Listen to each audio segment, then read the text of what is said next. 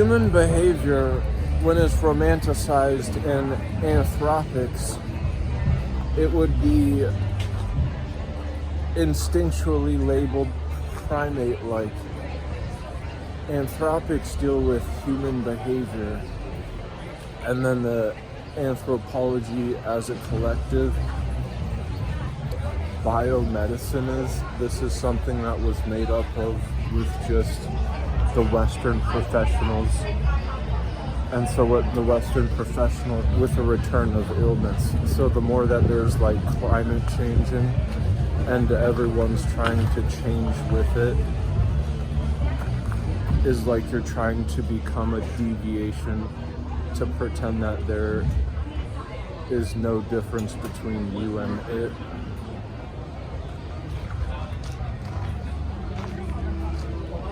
And so the more that you're studying what modules are and how closely a double helix is, the more that it's just toning up different dialects of anthropology with having to deal with what humankind is. That's what anthropology aims at. And then it's a statement where having biology, any deviations from natural biology is what illness comes from. And the illness of natural biology is just rerouted so easily when it's in terms of what climate and how much that changes.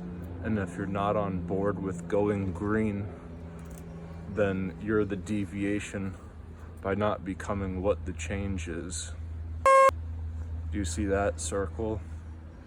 And so there's all these images of having brains looked at different shapes and different types of animals, like old monkeys and new monkeys, these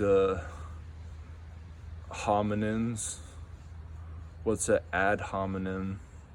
An ad hoc sounds like a scapegoat, but the basis of them are putting up all these trees and trying to shape in what the dynamics and like topology would be, but it's more of a